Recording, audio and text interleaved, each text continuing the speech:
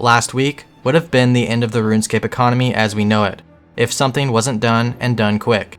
People had the potential within the next 24 hours to start flooding trillions and trillions of GP into the economy if I had not contacted specific people and in time. And no, this is no exaggeration. The bug featured in this video in its current form no longer works. This video is intended to not at all condone the use of exploits in this game, but actually quite the opposite. I just don't believe the players of this game should be kept in the dark and censored from the world of Jagex, especially when there are valid questions from their consumers at hand.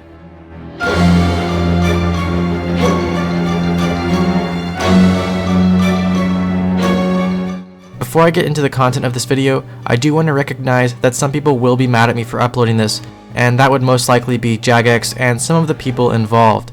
Now, I would have no personal gain from making a video such as this, and possibly even quite the latter, as I risk my entire career as a RuneScape content creator. But I believe the hundreds of thousands of players that make up this community would like to know what happened to their game last week. So many threads have popped up recently on the 2007scape subreddit mentioning a money dupe and if it had happened or not, along with some theories. And the entirety of these threads have just been majorly questions. As well, some of the threads have been auto-deleted. Any comment picked up on the Reddit thread as the word dupe or crash, or even 110 bill, after the first few days on the topic, were actually deleted within seconds, and probably still are to this day. This basically was done to silence the RuneScape population and pretty much hide the truth. There were many of these threads, some with several hundred upvotes.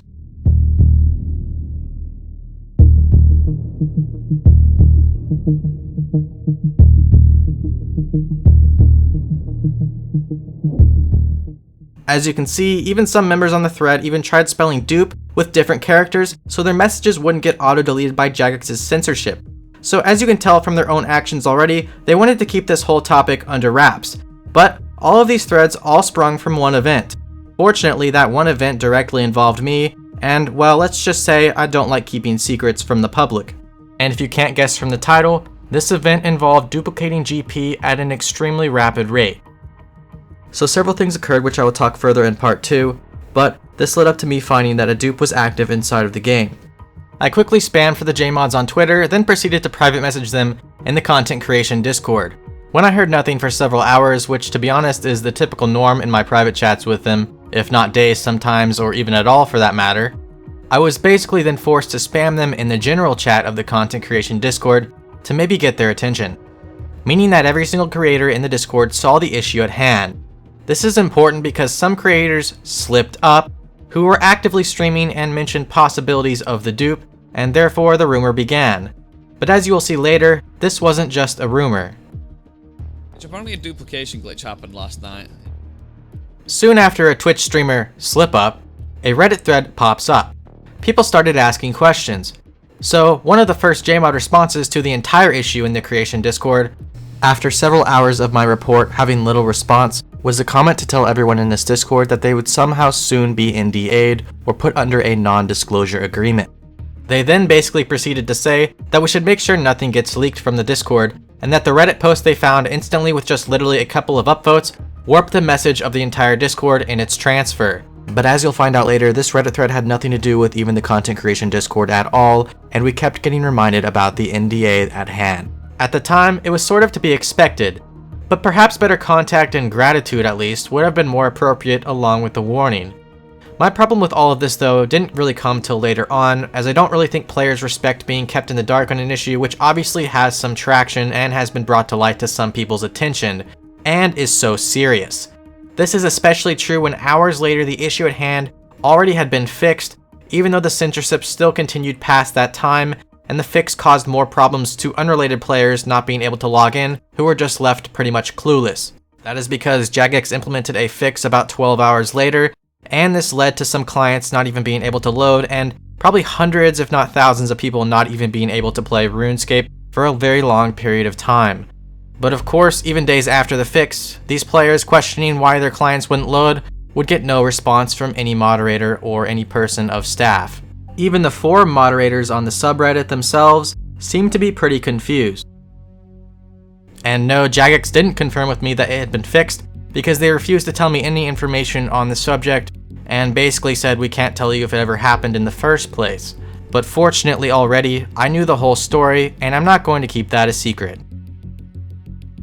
So despite these JMod comments, I myself and none of the others had ever signed anything legally binding such as an NDA. And although the rules do say of the server that no information should be leaked from the general Discord chat as a rule, well, it was my original word it came from anyways, not the chat. But as you can see, I've already shown messages in the chat on this video. That is because I can't agree with this rule in this situation, and therefore I'm just going to leave this Discord voluntarily. Goodbye.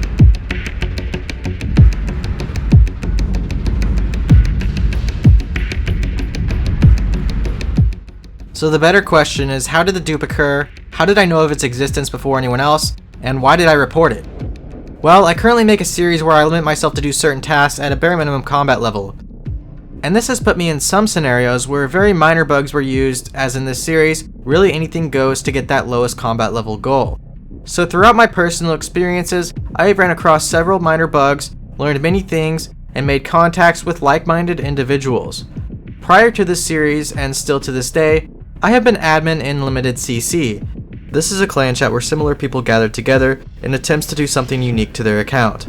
In Limited CC, we have an even more private chat called the HPQ Flood Manipulation.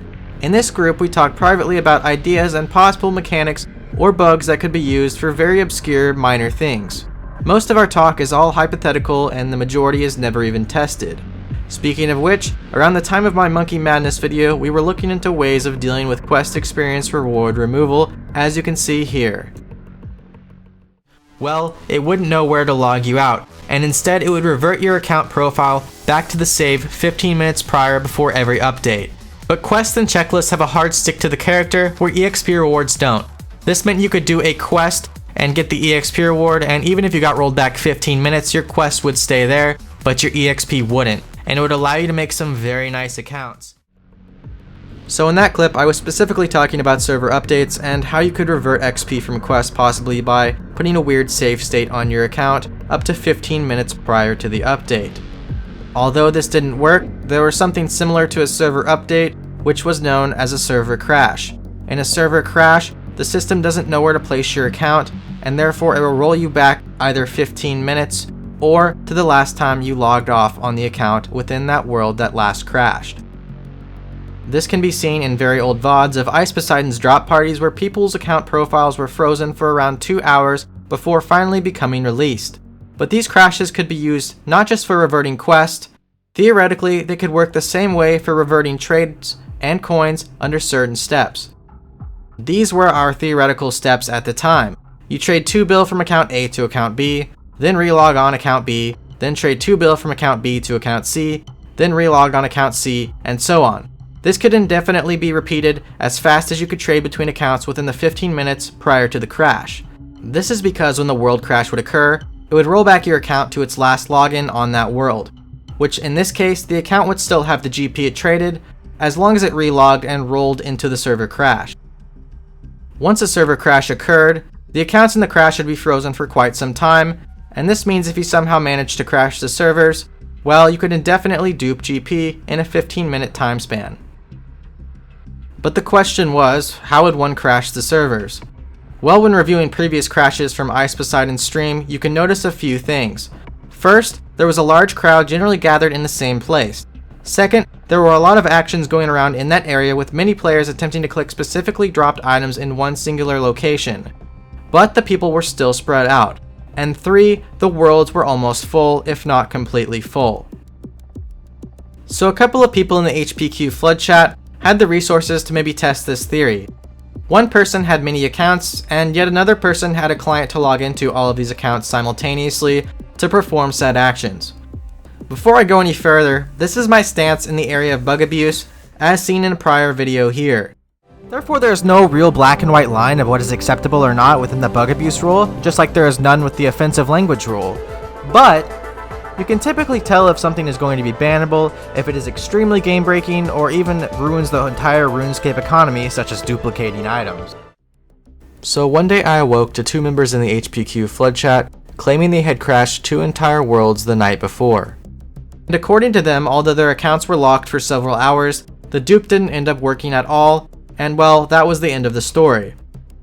So another day rolled around, and it was midnight. I noticed when hopping around that one of the random F2P worlds was once again at max capacity. And sure enough, it was world 501, and it was crashed and filled, I guess, within seconds. I attempted to log into this world, and it just wouldn't register at all, meaning they had actually completely crashed. So here is where some suspicion obviously arose, and I asked them again as well as asked around. Come to find out, there was a third person in the call the night before when the crash occurred, and he admittedly had said they were trying to keep it secret, but they did in fact make a dupe on the prior night. This apparently was for 6 bill. He also had said to me that the next time they crashed, they were planning on duping around 100 bill. And well, if there was a third crash, there could be 1 trill, and even if a fourth happened, 10 trill, and so on. And well, as you can see, the entire economy of RuneScape probably has barely more GP than what the 4th or 5th crash would have duplicated. So if nothing was done as quick as possible, the GP in the economy would have literally doubled and then quadrupled and so on, and the entire value of GP would pretty much be worthless. But luckily, as soon as I heard the dupe was real and money was actually being made, I went to go click on the profiles of the previous users involved in the world crashes, and well, what I found was this. He actually had a RuneLite feature attached to his Discord which showed exactly his location and what he was doing. And well, you can only guess what world he was in considering the next filled up world was to be 502. So now it was time to investigate, and this is what me and several others in the HPQ Flood chat found.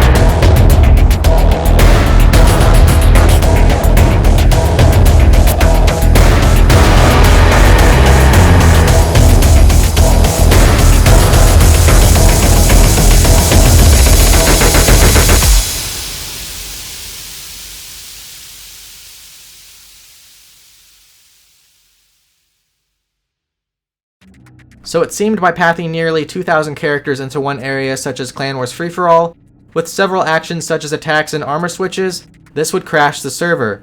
And as you can see here, the lag became immense, and finally the server just shut down. As you know, my stance was shown earlier, that this duplication should warrant ban, and I don't support it at all. I tried hard to get a hold of Jagex. I even sent them in private the specifications on what they were doing in Clan Wars, so the entire economy wasn't wiped.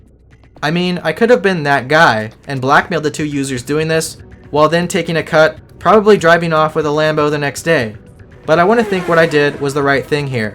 As well, if another world crash had happened that same day, that 100 bill would have turned into 1 trill, and the next day, that 1 trill into 10 trill, and so on. That means gold would literally be worthless. The inflation would have hit more than it did in Venezuela. From here, I told them I had reported the bug to Jagex, and there were no real hard feelings.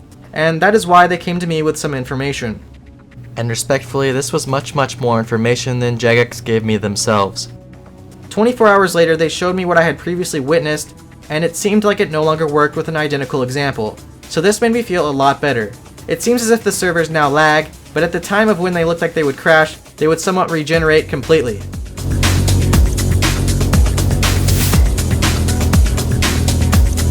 This test was also done after a system update for server maintenance on the worlds the next morning, as seen in this tweet from Jagex. I tried asking Jagex for more details, but once again, they wouldn't confirm or deny anything or answer any of my questions, even though I'm the one that brought this to their attention. I wanted this info because I definitely don't want to be posting an active duping bug to a million people. After the initial dupe, I had also heard that it turned out the 2 who were in on this together before fell out with one another, as one no longer needed the resources of the other. The one who was left behind messaged me an exact setup to how the worlds were crashed, shown here, and this confirmed exactly what I saw before. One of them also did confirm everything after the patch, and confirmed what the third person sitting in the voice call had told me the first night about them duping around 6 bill, and the second night around 100 bill. So I wanted to make this video for several reasons.